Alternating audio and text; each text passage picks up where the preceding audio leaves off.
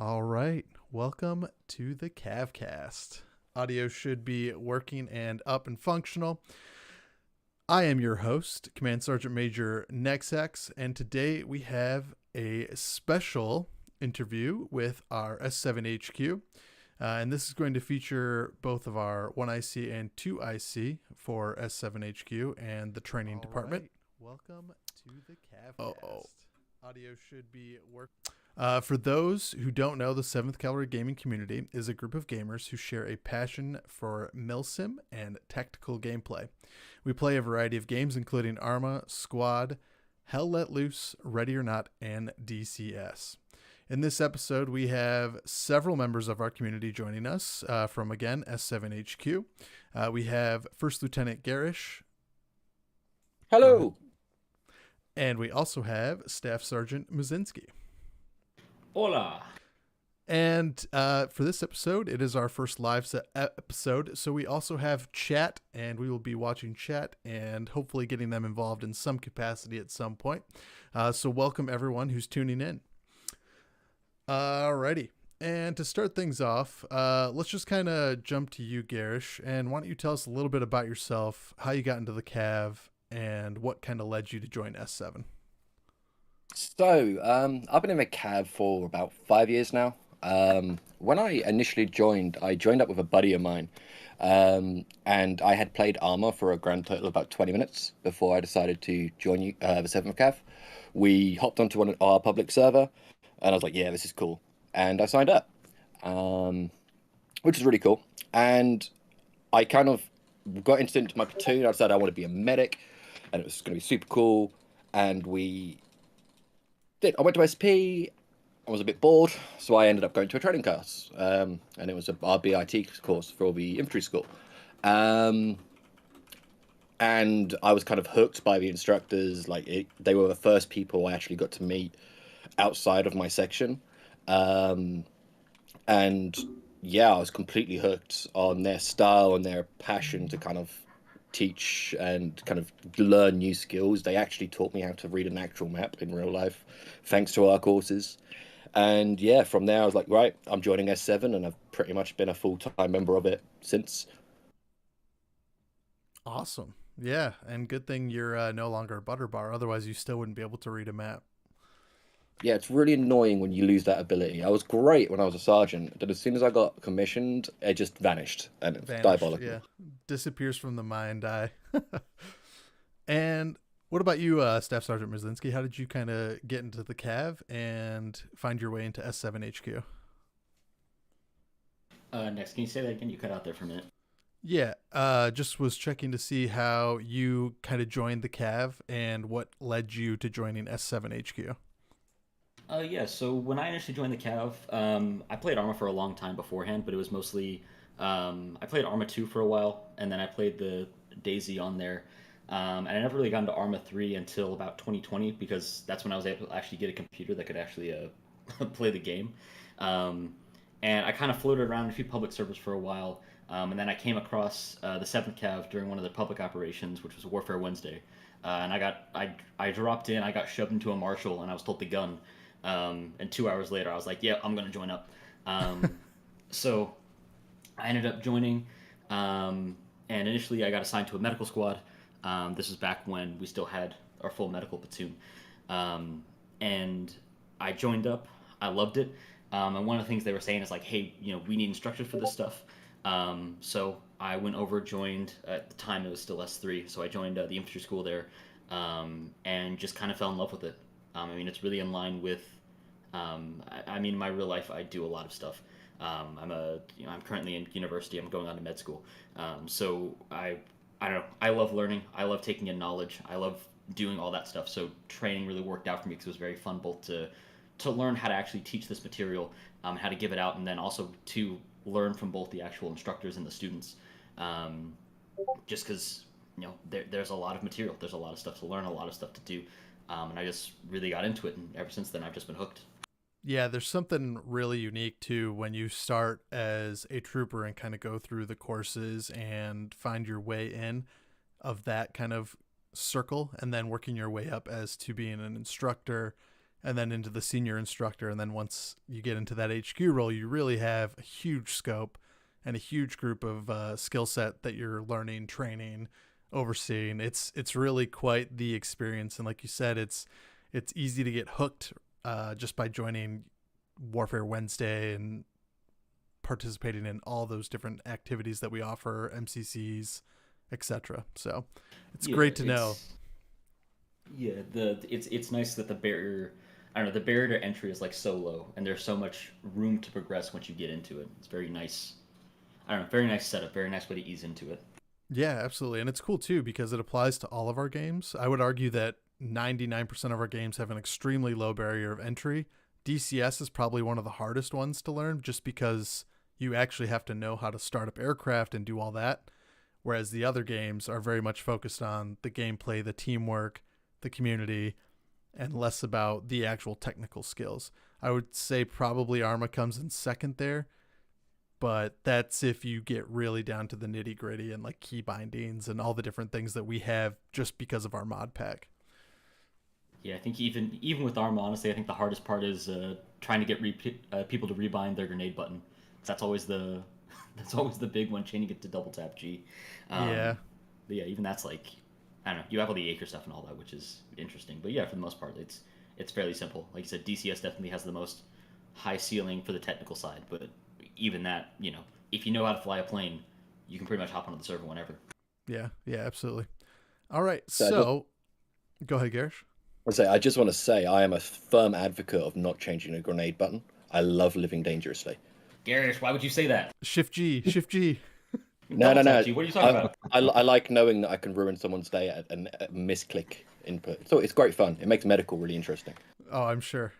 Creating mass is just for the sake of it. I'm very much supportive of First Platoon. What can I say? Oh man. Well, is what it is. Anyways, let's kind of jump into some of the S7 training specific questions. And if we get through those in a timely manner, maybe we can jump to some chat questions for people. But anyways, we'll start off with our first one. Can you guys tell us a little bit about your experience working your way through S7 training and that department? And what kind of led you guys and motivated you guys to kind of determine those needs of the S7 personnel? And you guys can kind of, popcorn. It doesn't have to be one person or the other. We'll just kind of let you guys hop back and forth. Yeah. I think, of course, you start as an instructor in training, which I think is a very interesting position to be in because every school kind of handles it differently. Coming from the Arma side, there's a very specific way that we do it, which is, you enter as an instructor in training, and typically you're assigned to like a group in the school. So a group is like anywhere between like 2 to 4 courses, and the whole idea is, you train on your group courses, and once you do those, then you can do whatever. I remember the process for mine. The person who I worked with, who's sadly no longer with us, he left about a year and a half ago. It was a very sad moment. I remember I worked with him for about 3 months trying to get all of my group courses squared away. And it's very fun because you do the courses over and over again. And of course, all the courses have scripts and all the material and stuff. And I enjoy it because you start to get to the point where it's like these scripts are massive, right? Some of the scripts are like some of them are like 11, 12, 13 pages long. But the more and more you start doing them, the more you like memorize like the important aspects of it, the more you can kind of like jump and move around. And of course, all instructors get used to doing the script at the very beginning, which is, the, hi, my name is da-da-da, I'm in this position, doing the, just remember there are rules and regulations for this section, da-da-da-da-da. And I don't know, it's very fun to be in that position because you start getting like, first you learn the material and then you understand the material. And once you're able to do that, then you can teach it pretty freely, which I think is the best part of going from that training to full instructor, is sort of learning that whole process there. And then, of course, from there, you're moving up to higher levels, which, Garish, if you want to talk about that a bit more. Yeah, so, like, as Matt was saying, like, it is, when you go through that like, initial training phase, it makes you realize just how little you actually know about the stuff and how it is kind of testament to how well our courses are ran and to the point of how much effort goes into the lesson plans. And it's like, once I was going through my in training, and this was back when it was S3, and we had General Farron, who was the S7 when I see at the time.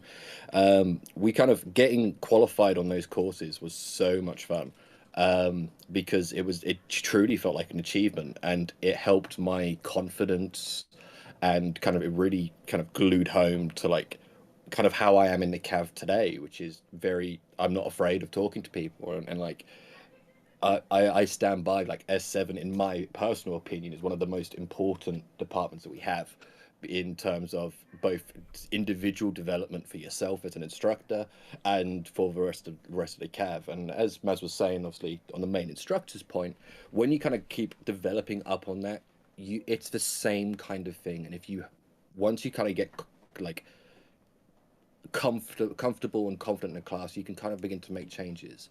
And when you start moving up into say like a senior instructor role where you actually become, if part of your job is to make sure and improve any of the existing courses, make sure stuff's up to date, and you're moving into the lead positions, there's a whole new level of love which comes into it, because suddenly you're not just worrying about you and your students, you're worrying about your fellow instructors, and you are helping lift everyone up. And for me, I was hooked from my first BIT, and I this was before the grouping system, and I basically got qualified on every course I possibly could. I went to every class. I think I ended up doing like 30 classes in a month at one point. And it kind of just, you continue to develop and grow. It's just, I, Maz, help me out here. How would you kind of like describe like the feeling on it? Because I'm a bit lost for words for the first time ever.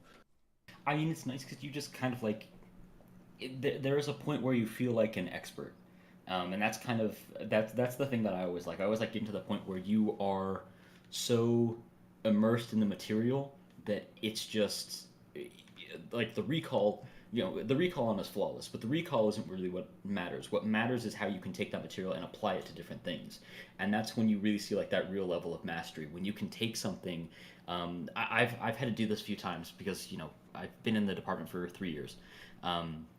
And over that time, there have been, of course, Arma has technical issues. It is a very technically complex game, so sometimes we have issues where it's like, maps don't work, or a script is broken, or da da da.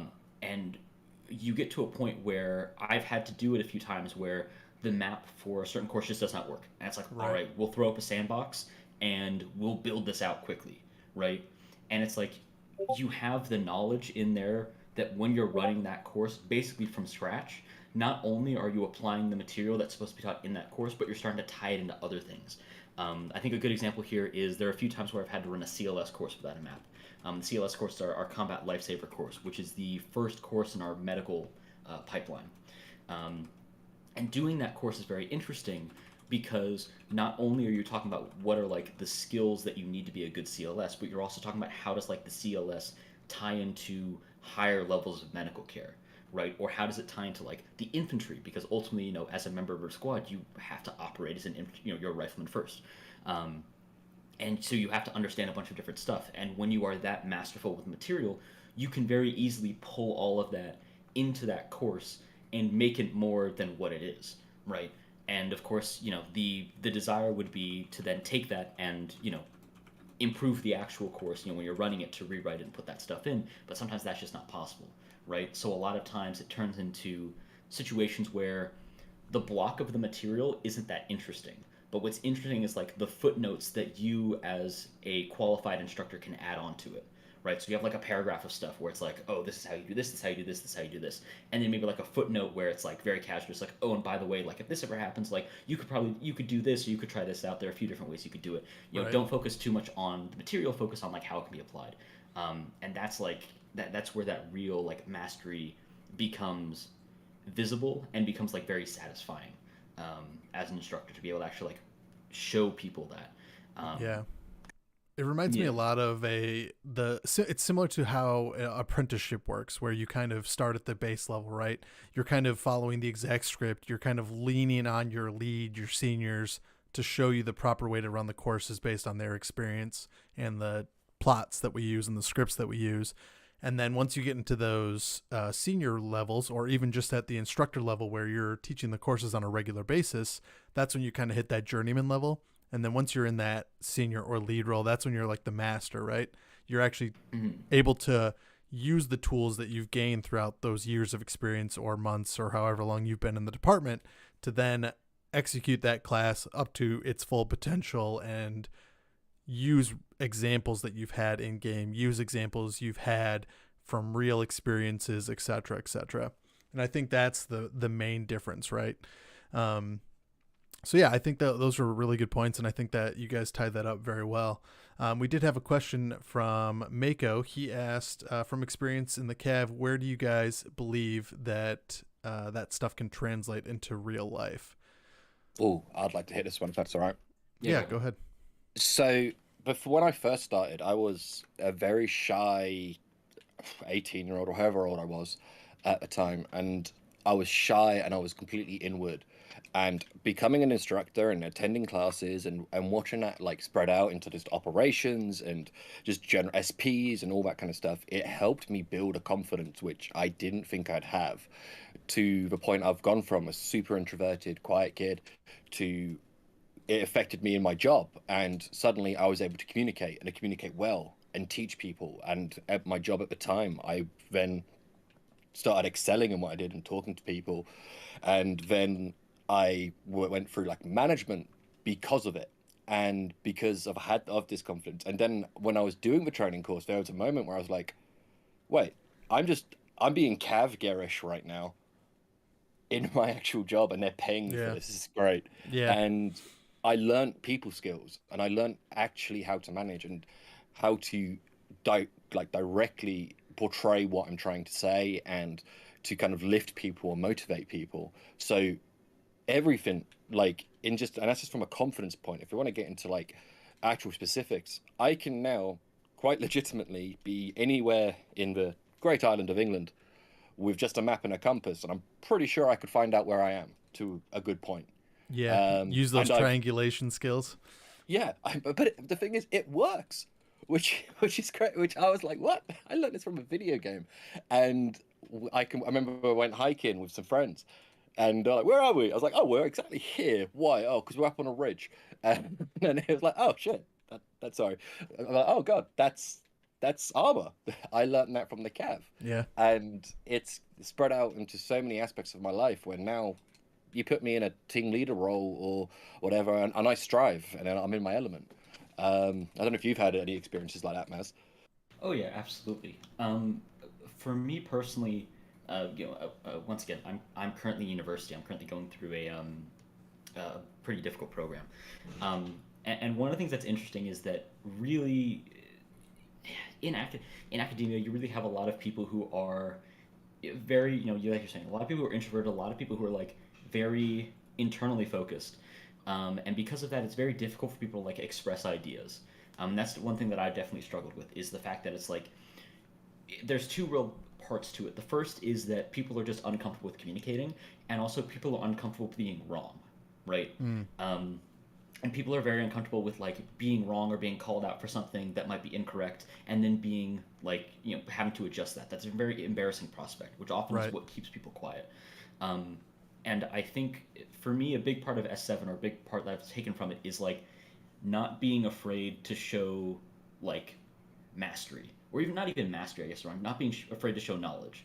Like if you really think you know something, like you should say it. And also to not be afraid of being corrected. Because ultimately, if you say something that's wrong and someone corrects you on it, ultimately that's a good thing, right? Because now your knowledge base is improved. Now you've been given something that helps you in the future, because now you can teach something correctly. Or if you think they're wrong, then you can start a dialogue with them. This has happened a few times in some courses I've done, where you have, a lot of people in the CAV have a lot of different experience, right? We have a lot of guys who are former or active military. We have a lot of guys with a lot of different like technical backgrounds, or backgrounds in like security or EMS. And one thing that's interesting is, I think, when you take people who have that experience and you put them into a course environment, and they say like, ooh, why are we doing this, when like if it was realistic, and we bring realism into it because we are a milsim unit, so we do try to emulate as best we can. There's a question of like, why do we do that, right? and you have the ability to say, well, yeah, we do this because of this, and then either you start a dialogue where they're like, oh, okay, that makes sense. And that is very much something you can apply to the real world, because if you know something, you should say that you know it. You should be confident and comfortable being able to express that openly. Right? That's a very important skill to have in school, in a workplace, in a social setting, right? Yeah, And that's definitely absolutely. something for me that is applied to my real life that I've been able to take from all of this. Not just that, like it's also taught me how to I say when I don't know something, and like I don't get this, and people I've had it happen so many times where people was like, oh, but we could do it like this and this, and it's actually helped me go. Actually, I don't know everything, and I'm a pretty knowledgeable dude, but no, that's a better way to do it. So like it works both ways, and it's just it's I'd say we have one of the most social department, and that's why it gives you the most in like possibilities to learn these kind of skills, which we can struggle with. I know I do. Yeah, isn't Yeah, I it love. interesting too Mhm. that it all ties back to that saying that we use quite a bit, which is you don't know what you don't know. And that's something that the Cav is really good about teaching you is you can't know the answer to everything, and you shouldn't act like you know the answer to everything, and you can always learn more. Mhm, definitely. I always love I love sitting in meetings with different departments, because of course me and Garrus are primarily Arma guys. That's the game we're billeted in. But I love sitting in meetings with other schools that we don't exactly have primary games in. For example, like I sat in on a DCS meeting a few weeks ago, and it's very interesting because I know absolutely nothing about DCS. I want to play it, but I don't have like the entry The point to get into technicals, it. yeah, Yeah, exactly. it's insane.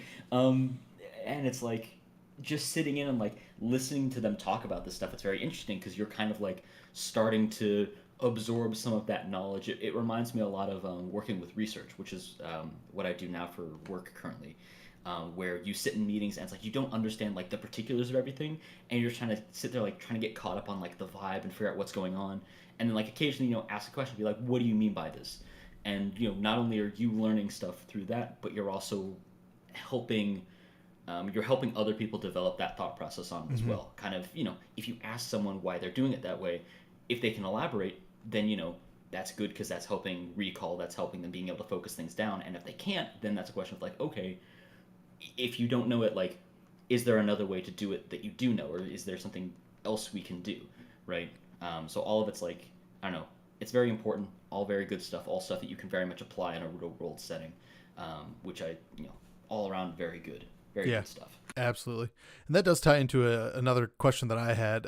How do you guys help determine those needs for the schools that you guys might not necessarily have as your primary? So how do you help determine, what training do those schools need? What do you guys have to do to provide those needs for them? And that kind of stuff like that. Because obviously, both of you are Armor primary, which is at sometimes I'm sure a pro, but at other times it's something that you guys have to work around. So how do you guys kind of manage that? So the way I look at this, and it's something I had to kind of get used to when I stepped into HQ, was I don't know these games. Yeah, I've played most of them, and I try to attend as much of their stuff as I can, and it's great fun. Like all the games we cover are awesome, but I'm not an expert in them, and I'm okay with that. It's not my job to be an expert in them anymore. So I just work with the people that actually play it. The best example is Ready or Not. Ready or Not, great game. If you ever need someone to hold risk security, I'm your man. But I don't know the ins and outs of it. Now we have people like Perry and Teddy, and now those guys know that game backwards. And all I do is enable them to write the course they want. I sat down with them and I was like, "Hey, how do we want this school to look? What kind of thing do we need?" And they were like, "Okay, well, we need the basic courses, so we should talk about like the basic teamwork and how to do some CQB and how to clear and communications and that kind of stuff." We're like, okay, then from there we move on to more advanced courses, which is not a problem.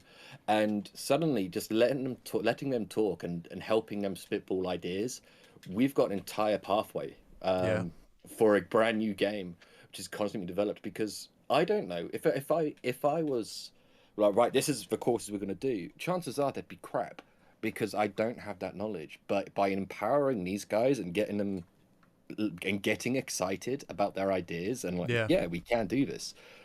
We're now getting some of the courses in Ready or Not, and we now have one completely out. We got one coming out soon, which is a communications course. They are awesome, and Perry has been building the maps, and it's wicked. And the easiest one is I don't we it's enabling the people who do know that, and that's now I've kind of got that and have that sunk in. New courses for the other places, for the other games we cover and all the rest of it. It's the easiest thing in the world because I just listen to them. DCS is another one. I could not tell you the first thing about flying. I can't even fly in armor. Um, I once spent 30 minutes in a helicopter in armor with advanced flying on, and I flicked a bunch of switches and nothing worked, even while having someone telling me how to do it. Yeah. It's not good. Yeah. If you ever need to be on the ground quickly, I'm your man. But like Langlois, like listening to him talk about DCS is fascinating, and I love our conversations. And they're now working on like stuff like the F-18 and all these airframes, which is completely different to every other school that we have in S7 because the game is completely different. And they have senior instructors for specific airframes, and they are teaching airframes. And I mean, I sat through one of the demo courses, and I didn't understand half the words that was coming out, but it was Yeah. bloody Just engaging. learning the terminology alone, I'm sure takes an effort. Yeah, I kind of understand what gravity is now, Right. but they had me lost at wind speed. I don't, but it's wicked, and so I haven't really had a problem with it because we are very fortunate that the people playing the games like in Hell Let Loose, there's so many good people in Preacher. There's so many people around that have so much knowledge in those games. I just like, right, what can I do? And my job then becomes a helping them organize what to do and like kind of how to set up like, okay, this is what we're looking for, this kind of stuff. And then for the most point, I'm a grammar checker. I'm a readability instructor. Like I help them make go, okay, yeah, so this reads nicely, this is engaging, this isn't just we're listening to someone talk Right. like this for 2 hours about Right. the F-16. You know what I mean? It's actually fun and engaging, and it's wicked because Yeah. I'm like, yeah, preach will come to me like, hey, we need to do this. Yeah, it's a Okay, big part of what it. do you need? Yeah, It's wicked. you're basically cattle herders and just keeping people on track and making sure that they're engaged and able to continue on doing so. And I think Burton, I think you got some questions from the audience for our 2S7HQ guys. Yep. First question up in the queue is, do you have a system when writing or creating courses in terms of flow of instruction? And how do you tackle maintaining student engagement and focus during long instruction? So course design is very interesting because there are there are two things that you really have to focus on when you're designing a course overall. The first is, of course, what material do you want to put in there, and then the second is, of course, how is that material laid out. And the issue is, from an ARMA perspective, we have a very specific way that we do these things, which is that generally we like to focus on, normally how things we do is you'll have main concept, you have a bunch of sub concepts, and then you'll have something in there that will be like, all right, let's do a hands on with this, right? And then you do that over and over again, and eventually you get to like an end practical, which is like the last, typically like the last 45 minutes to an hour of the training course. So you have, normally things are blocked out. You have an hour of instruction, and then you have an hour of the practical. With the idea being that if we can get everyone through the instruction part, then everyone will have everything they need for the practical. And once they do the practical, they're done, right? Right. The issue with that is that that is a very ARMA-centric model. And what I mean by this is that ARMA is, of course, a sandbox. We have the ability to make maps. We have the ability to set up AI in very particular ways to do very particular things. So it's very easy for us to set that up. The issue is that not all schools have the ability to do that because not all games have the ability to do that. This is kind of, this is one of the things we run into a lot with like Hell Let Loose and Squad specifically, because out of all the games we have, Hell Let Loose and Squad are like the least modular, right? Right. Squad at least allows some degree of modding. Hell Let Loose is like a locked environment, right? We can't Yeah, do anything. it's in a terms of, like, competitive building that. environment, so it's designed to be balanced at all levels. So you can't really just change things willy nilly because that would defeat the purpose of the game itself. Right, exactly. And because of that, with those other schools, we really do have to change how we're writing those courses and how we're setting them up. Because, of course, we can't do the things we're used to doing in Arma. And I will say this has been a major issue for S7 for a long time. This kind of related to some drama we had with the initial squad section, where there was a lot of discussion and a lot of problems on the squad side because they were very upset at the fact that at the time S7 was imposing like ARMA level restrictions on how their courses should be designed, right? And this kind of loops back to the last question where it's like, trying to, we're having to be in constant communication with these guys, not just with our instructors and with the people writing these courses, which would be the seniors and the leads, but we're also in contact with guys from these actual battalions and these companies to make sure that what we have not only is like, able to teach the material, but is also like ultimately what they want. Because ultimately we exist to serve the troopers. So if, we might have this very strict ARMA model, but if you go over to like Hell Loser Squad, the design of a course would be completely different. Right. So I think the real answer here is that we don't have a standardized system for this. Really, it's just kind of, we get everyone in a room and we say, all right, sit down, what do you want to be in this course? And then we ask, okay, this is what we want. Is it possible to do that all in a single course? Do we need to split it up? And then we take whatever material is left from that and we say, all right, you guys need to figure something out. Because ultimately, as leads, we don't, or sorry, not as leads, as members of headquarters, we don't do a lot of writing. And the reason for that is because we don't like putting a lot of work on ourselves because there's a lot of management that we have to do, and writing a course is a very granular process. It's very difficult. I've done it a few times. It's very time huge shout out to the course writers. Yes, absolutely. Those guys put an insane amount of work in. Yeah, it would not exist if it weren't for them. And there's so many people to name that do it. I mean, for me, like, my method is really easy. What do we want to teach? What kind of parts do we want to do it? Which is what Maz mentioned on the ARMA. And then it's just put the information in it. And then from there, because I tend to info dump when I'm writing courses, I always put everything about it. And then I trim and I read it through and I put it through a text-to-speech and I listen to it and I do all sorts. And for me, the main point is if it's not fun, what is the point in doing it? Because nobody wants to sit through a 2-hour course and it's just droning. It sucks. You don't learn. Yeah, it can be anything. rough. You switch off. You start watching YouTube. You look. You go, oh, that's an interesting book. Whatever.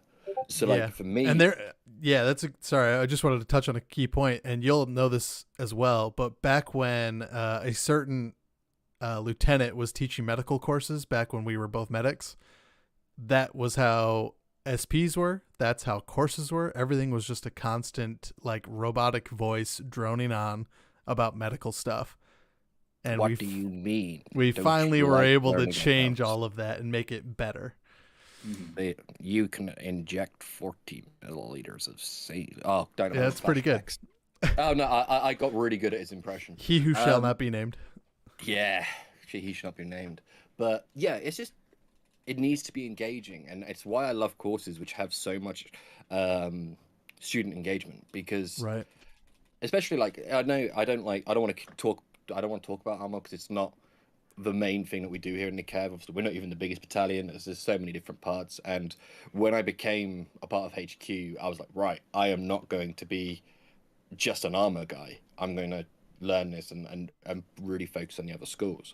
And it's one of the things, once I was kind of appointed, I met with all the leads and I was like, yeah, what do you want to do? What's the play with your school? And we started getting stuff rolling. And the main thing was like engagement. And when you're in those classes and you are in those meetings and you're in that kind of stuff and it's engaging and you listen to it, it's why I love like our ODS stuff, which isn't F7, but it's the same kind of thing. Is there's so much engagement and so much talking that people learn, and there's always new things. And as instructors, we learn while it's working. Yeah. And then you see those people who've had a great time, they tell their squad mates, hey, that cast was sick, let's do this. And they go. And then you start seeing them doing it in operations. And it's the process of writing a course. There's an art to it. And I was never particularly great at it. But the one thing is, and I like to feel like I have left this stamp, is most of the courses I've ever taught have been fun ones, because I couldn't think of anything worse than listening to someone drone on for 2 hours. Yeah. Yeah. It's all a learning experience. And I think, tying back into the original question, there isn't any one way to make sure that a course is written or has a certain flow to it. Really, what we do is make sure that the course flows and goes with what is needed for that specific course, because every course is going to be different. Every school is going to be looking to achieve a different goal. And I think that's ultimately how we gauge the best way to get those students engaged. Some courses are going to be a little bit more text heavy because they're more technical. Other courses are going to be very interactive because they're meant to be. That's kind of what their intention is, especially when you're getting to weapons training, formations, things like that. You can't just talk about it. You actually have to do it.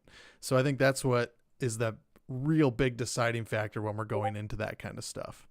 I think we have another question that actually ties in really well. What new courses do we have coming up? Wow. You're asking that's a lot. That's a There's big lot question, there. but let's get a couple from the AOs that you guys have in the queue. So the big one, there's a few big ones. Right now, There's I think lots the of one. big ones. Okay, right now I think the most work that's being done in terms of pure workload is DCS. DCS just got their ground school approved, and they are now going into like their modules, so going into like airframes.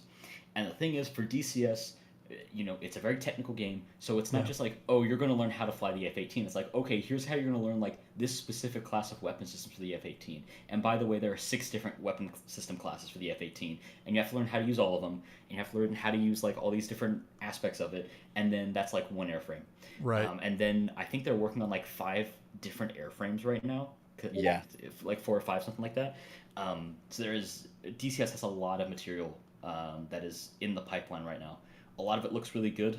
A lot of it is very well done, and that's both because our instructors are very passionate about it, and also Yep. because thankfully there's a lot of prior material about these airframes and how they work. Because of course, we are not the only group that has realized that DCS is a very technical game. So there's a lot of material out there that we can pull from, we can copy over, and we can use. There's a lot of really, really good stuff coming out. And I just saw that Mako in the chat asked about how difficult are the courses to make. They're not that difficult. And like I said, a lot of that's because there is a lot of prior material that we can use. And it's also because we've changed, for DCS specifically, because of the nature of it, not everything is going to be an actual course. They're pioneering this new module system that we're using, where basically you have your airframe and you have a number of modules that you have to complete to finalize the airframe, essentially. Right. So really, you're only going to have like an evaluation for the airframe as a whole. Where I might be saying this wrong. So if Langlois or Swagger says something about it come later, at Maz and get him. yeah. But basically, not everything is going to be like an actual taught course. A lot of it's going to be like modules that will maybe take like an hour to complete, and then once you do that, that'll go towards an actual course that you'll do, with the idea being that we'll cut down on the work time. And each aircraft, like I said, these are hour-long modules. Most likely you'll complete them along the course of maybe like a month or 2, and then after that you'll do an evaluation for the airframe. So realistically, it could take a significant amount of time to complete each airframe. It's just that you'll have a bunch of smaller modules that will only take like an hour or 2 to actually complete per Right. module.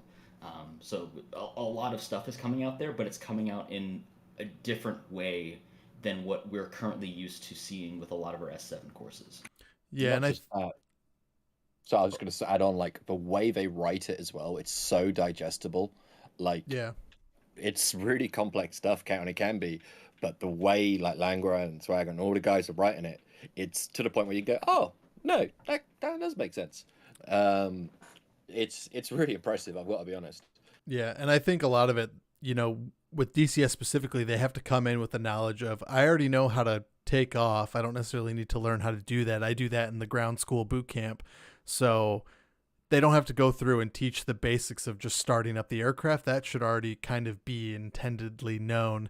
And then really what they're focusing on is the specifics of each airframe.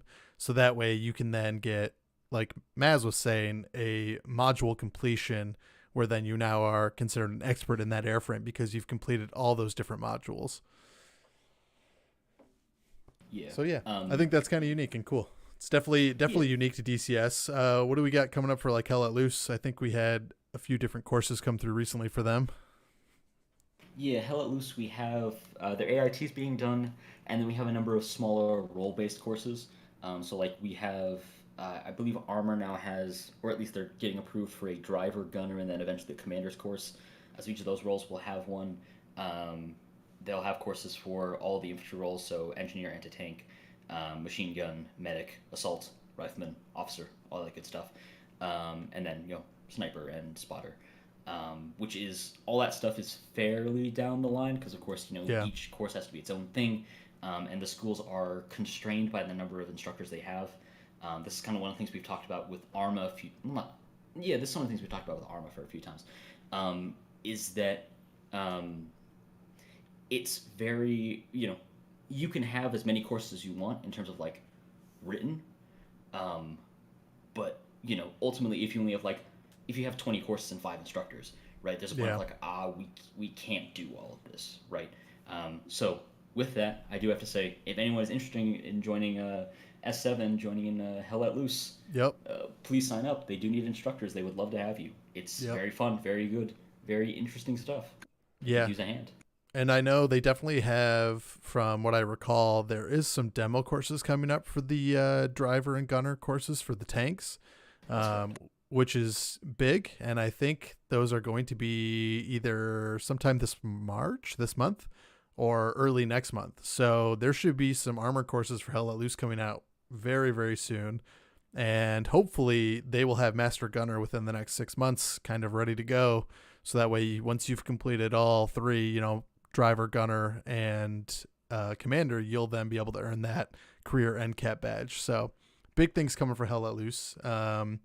I know Arma has a new course that just got approved or is in the approval phase.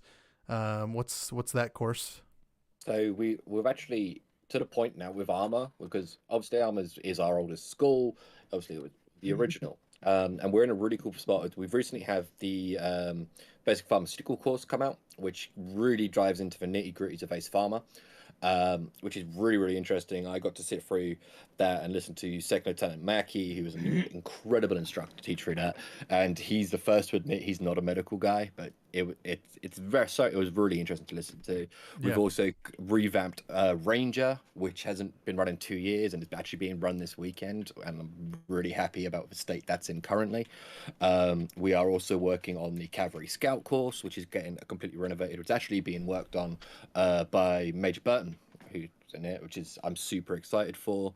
And so that's just Armor at the minute, and we are always listening to like basic, well not basic, like more ideas to kind of keep it fresh, because Armor's an old game now. And then on our other game, like I could rattle off plenty. Like we got Ready or Not coming out, the basic communications course, which I've read through. It's really interesting. I might actually send some of my Armor guys to go do that because it's really well written. And we've got like more advanced features coming from Ready or Not, to the point where I am so excited to do Ready or Not pathway, because it's so cool and the badge is awesome. Thank you again, Perry, for designing that.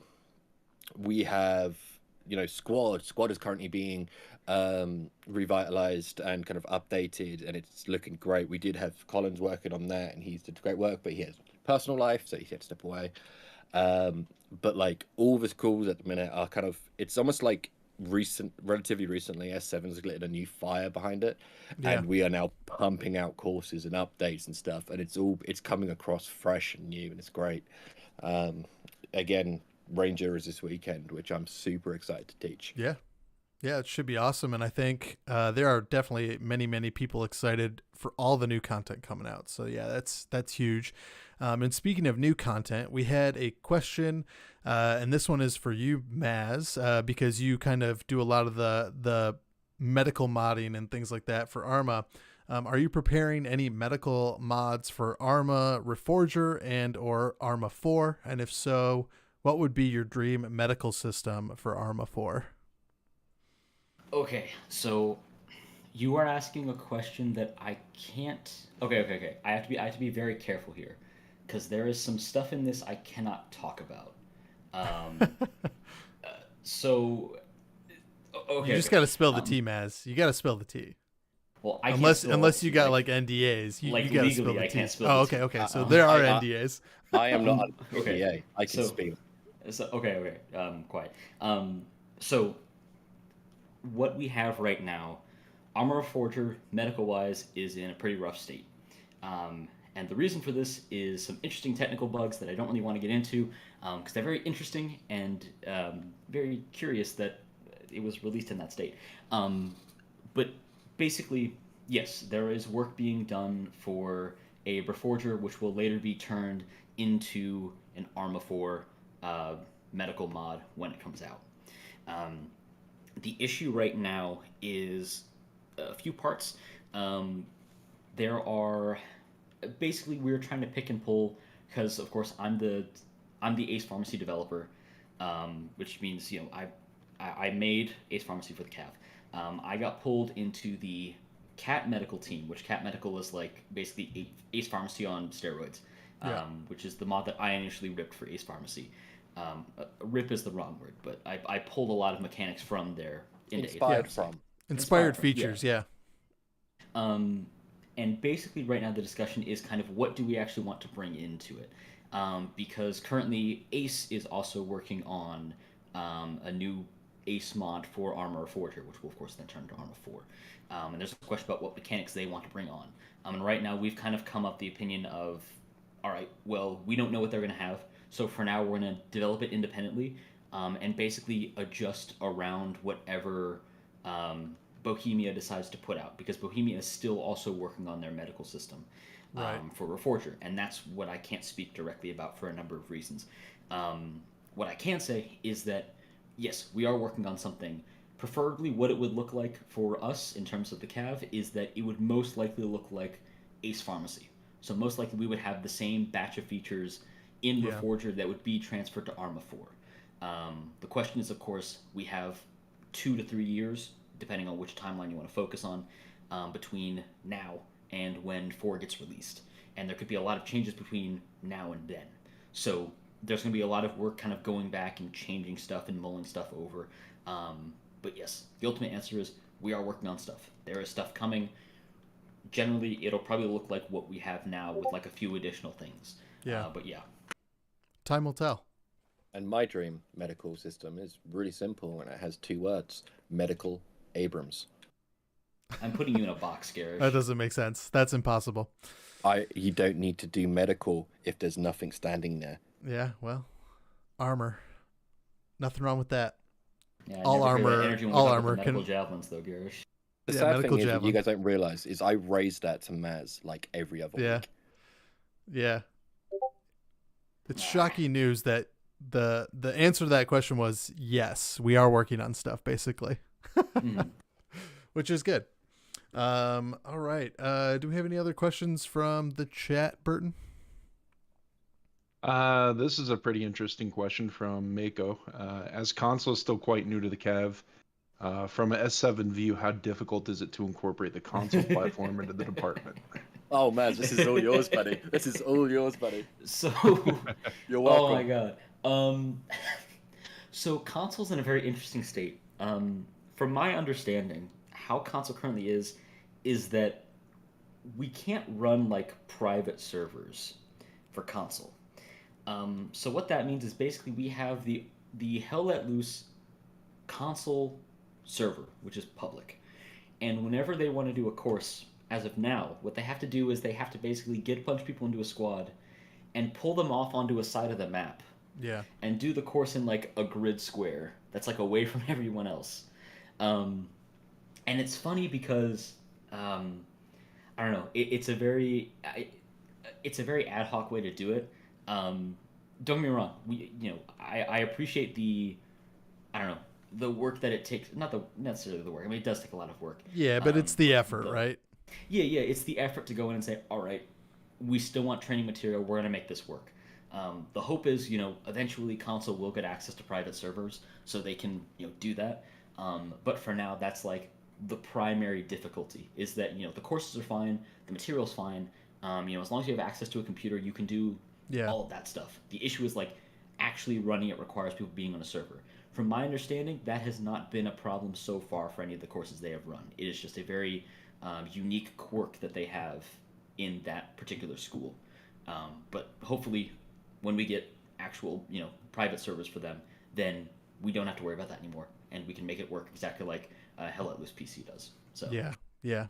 I think that ties that question up very well. It's really constrained by not having their own dedicated servers that we can manage. But, again, hopefully in the future, I can only hope, because that would be huge for them, not just on the core standpoint, but on the operations standpoint, on the competitive standpoint. With console being one of the largest games that we have right now, it would be so awesome. And even just getting little details like having Discord on PlayStation now, that's so helpful to increase the ability to do these kind of courses, because in the past they would basically have to use in-game comms. So if anybody dies or has something random happen, they'd have to rely on those in-game comms to help them out. Whereas now they can actually all communicate on Discord all the time, because Xbox can use Discord, PlayStation can use Discord, and people who are using their phones can use Discord. So basically everyone gets Discord. It's like a Oprah Winfrey giveaway for Discords now. It's actually really cool as well, because like all the obstacles that they're experiencing now with working around the whole console thing, seeing as Reforger and Arma 4 is supposed to be cross-platform both on console and PC, they're already going to be kicked into high gear for that. Yeah, and that is a good point. We'll already have a huge experience of how to do that. I will say the one advantage that Reforger and Arma 4 will have is that it's all crossplay immediately. So a good example of that is anybody that's on Xbox now is able to jump onto our 7th Cav hosted Reforger server with the mods that we set up on PC. They can download all those mods. Everything just works natively. So that's one huge advantage. We have dedicated servers and they aren't going away. And that's, I think, the big thing that is separating, Arma from other games that are crossplay right now. But again, hopefully in the future, Hell Let Loose gets access to that, because that would be absolute game changer. Let's see. Another great question that I had for you guys, and I think we'll kind of use this one to tie off the podcast. What is one or two courses that you would each like to see that we don't currently offer or previously offered that you would like to see come back? Sapper. Sapper. Across every game. Everyone, you want to talk about Oprah Winfrey fucking handing out Discord? Nah, you get a Sapper tab. You get a Sapper tab. I am still salty for getting scammed out of my Sapper tab all those years ago. Well, Sapper tab, I want the sniper courses back. I wasn't talking to you, Maz. I want the sniper courses. Well, you'll be able to do the recon and sniper courses for Hell Let Loose. Hell yeah, I can. I'm already in a book. Can we fit in one more question from the audience? Yeah. We'll fit one more in after this. All right. Yeah. I think here's the. Let's get the political answer, not just the sapper.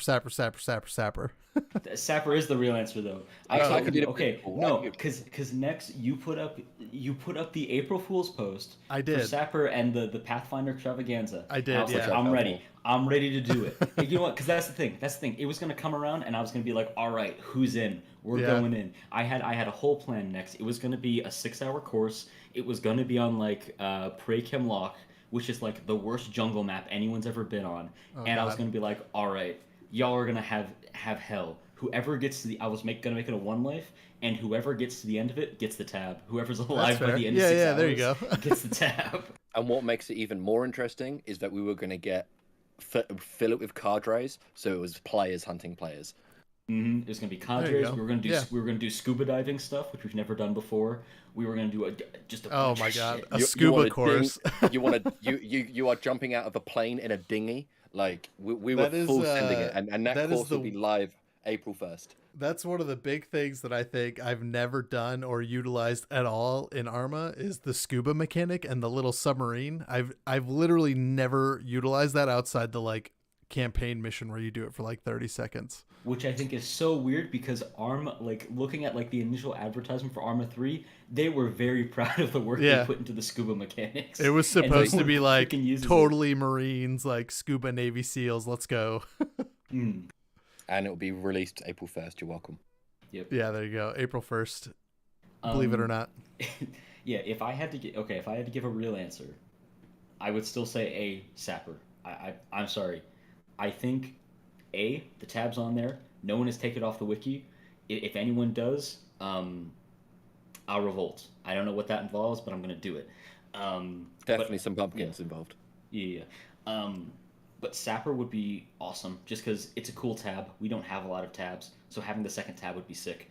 Um, and I think the second one, mm, this is something I've heard from a lot of people before. Yeah. Something along the lines of like a platoon leader, platoon sergeant course. Because I know we do ODS. I know ODS technically covers the leadership stuff. Mm-hmm. But my issue is that ODS is very focused on, not very focused, but a large amount of focus is on the bureaucracy of the CAF. It's very focused on how to do the paperwork, how to do things like Yeah. DCSs Op and boards, LORs, things like that. op Yeah. boards, yeah. I would like something that really focuses on like how these roles are actually used in operations and how to like execute on that, and how to like do more stuff that involves like that higher level of leadership. Yeah, so 'Cause I think basically we it would do be miss like out on that. a master leadership course because we have, basic leadership for all the schools. We have the advanced leadership for most of the schools, but this would be kind of like a master class is what you're saying. Yeah, exactly. Yeah. All right, And there for, and get to work, start writing it. well, for me, like, and it's kind of similar but slightly off. I would love there to be like an instructional course, like teaching people how to teach. And I know we kind of have that in like the training positions and all that kind of stuff, but like I found for me the biggest culture shock was jumping from, because we didn't have seniors back then. We kind of had seniors, but it was unofficial. Was the shock of jumping from an instructor to like a lead, because Mm. suddenly all the courses matter, and I'm having to fill in trackers, and I'm having to update things and look at maps and all the rest of it, and it was really overwhelming, and I'm kind of really glad um, I'm the kind of person I am where I love that kind of stuff, but like actually like, hey, this is how you write courses. This is the kind of way you want to portray it, and like kind of have it almost like an add-on to like the platoon sergeant, platoon leader kind of thing, and just like kind of teach people like how to lead as opposed to the and more like the nuanced stuff as opposed to like this is how you fill out an upload. Right. And I saw Maker said Cav West Point, and absolutely not. It's got to be Cav MI. Oh Yeah, did you man. guys know I went to Cav MI? Yeah, I went to Cav Cav MI. MI. Yeah. Yeah, that's a good way to segue. Burton, what do you got for our final question? So we got one final question from Sotelo. Have there been thoughts on Cav-sponsored on-demand video courses? Yes. Me and Matt, I can remember me and Matt was talking about this, and we had a really big conversation. And I feel like visual aids would be great. However, the magic of being an instructor is the fact that every instructor is different. And yeah, we teach the same stuff, and yeah, we teach the same points, but we all have our own flares. I talk a lot, and I'm very, as you can quite tell, I'm quite energetic with how I talk. Other people don't, and if we went to like a whole video system, not only would that take forever to do, and we'd constantly have to update them as much as the courses update. That's kind of like, okay, so Garish made a BLN video. That video is now the BLN video, and that's all people watch, and you learn it my way. And yeah, it might be accurate, but it might not be in a way that you can digest it, or it might not be in a super way, or you might just find my voice annoying. I know Maz Yeah. does. So like, although yeah, it would be cool, it kind of takes away the magic of it, because then, hey, I need to do this class. Okay, well, watch this video. Cool. I learned it. Kind of. I was playing, Minesweeper while I was playing this, while I was watching this, and now I'm good. and it's just that way. It takes away the magic. There's no togetherness. It just kind of eradicates any kind of teamwork. And yet, the whole point of the training is learning to do it with people and to boost your own skills. If you just watch it from a video, yeah, you know how to do it, cool. But you just sit by yourself in a room watching a video. You know what I mean? Yeah. Yeah, me personally, the only person's voice that I could listen to for a full like hour-long video would probably be Abate's. Yeah, Um, yeah, yeah. uh, um, but yeah, that's kind of the like Eric said. Learning for us is a very cooperative experience. A big part of our courses is the fact that you are doing it with other people. That just extends more to the idea of like I, I've kind of thought about this before. What is like the fundamental like part of Milsim? Like what's the if you boil it down, what's like the axiom of Milsim as like a concept? And I think the main one is teamwork, right? The main one is that you are not acting as an individual. You are acting as part of a much larger mechanism. Yeah. And that's one of the things that I love about like when you go into an operation, it's not just like, oh, all right, now you're purely on your own, and if you end up working with someone else, that's like a coincidence. That's not it's a byproduct. It's not the goal. But if you go into one of our operations, there's an expectation of I'm an infantryman. I am working within this fire team. This fire team is working within the squad. This squad is working within a number of other squads in a platoon. And depending on how big it is, this platoon is working with a whole ass company. And this company has a bunch of attachments and a bunch of other stuff. There's rotary going on. There's fixed wing. There's tanks. There's all this stuff, all these different moving components. And a large part of our training environment is emulating that in a small scale, getting people used to working in that environment. That's why, for me personally, my favorite part of every single training course are the practical portions. Um, because when you're doing the practical, it's, you know, you are not just working by yourself, executing those skills that you yourself have learned. You're working with other students who might have learned the material to like a different degree, right? So Yeah. you're learning how to work with people who might have different skill sets than you or different understandings than you, and it's all very Yeah, ultimately it's very that is boots on the immersive. ground. It's very boots on the ground, hands on the cockpit controls. It's like, you're actually doing the thing, right? Right, exactly. And that to me is like that is the fundamental part of Milsim. That's what we try to emulate in everything that we do, and that's something that S7 I think does very well. And that's something that we are, I think ultimately we are very proud of. That's why, Yeah. as like Gareth was saying, like a big focus of our course is like we really like to have practicals in it for that reason, because it really does help not just sell the aspect but make it much more enjoyable. So that's why I don't think video courses would work, because in video courses, like Gareth said, you're just sitting there kind of watching it by yourself, and then that's it. You get whatever, and that's not very satisfying, and B, I don't think that helps enhance the environment that the Cav is trying to create through everything that we do. Yeah. That's the thing. Like the magic of the Cav, and it doesn't matter. Like even like we take away most of it, like the best thing about the Cav, and the reason I'm still here, and why Maz is still here, and I know why you Nex and Bert and you guys are here, and there's so many people. Like the best thing about the Cav, and is something that is why I'm so inherently biased to SF7, is it's the people, and it's the community, and it's the brotherhood and the sisterhood, and it's the fact that like I have friends for life from this place, and I met a lot of them from S7 and Yeah. operations, and like to move into videos, it kind of you miss the best You lose bit. that. Yep.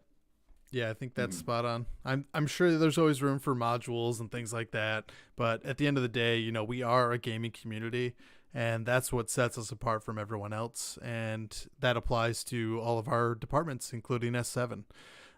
So with that, thank you guys for tuning in to the seventh Cavcast, or rather the third episode of the Cavcast. We hope you guys enjoyed our discussion today with some of our S7 HQ members. We loved hearing from you guys in the chat, so thank you so much for joining us live. Be sure to leave comments, reviews, all that good stuff. We really appreciate all the feedback and you guys engaging with us. And if you guys ever want to join in on the conversation, just join us live. We'll be doing these live every time now, hopefully. Some of them might be at varying times, but we're going to try and keep them around the same time each episode, so that way people can kind of get used to a somewhat semi-regular schedule. And remember, we are more than just a gaming community. We are, a training school. We are a recruitment school. We are all of these things. We are building on that gaming community. We're not just, gamers that hang out. We are so much more than that. So whether We're a you're a new brotherhood. recruit, we're a brotherhood and a sisterhood. So whether you are a new recruit or a seasoned veteran, we will always welcome you guys and hope to see you next time. And again, thank you so much for listening, and we will see you all on the battlefield. Yep, bit of a spoiler here. Please join us next time. We are going to be interviewing General Chance. Yeah. Yes, sir. We got a question link on the regimental announcements, so make sure you guys reach out there if you have any questions you want us to ask. We're going to be taking the top questions and basically putting Chance in the hot seat and asking him all the good stuff. So join us next time.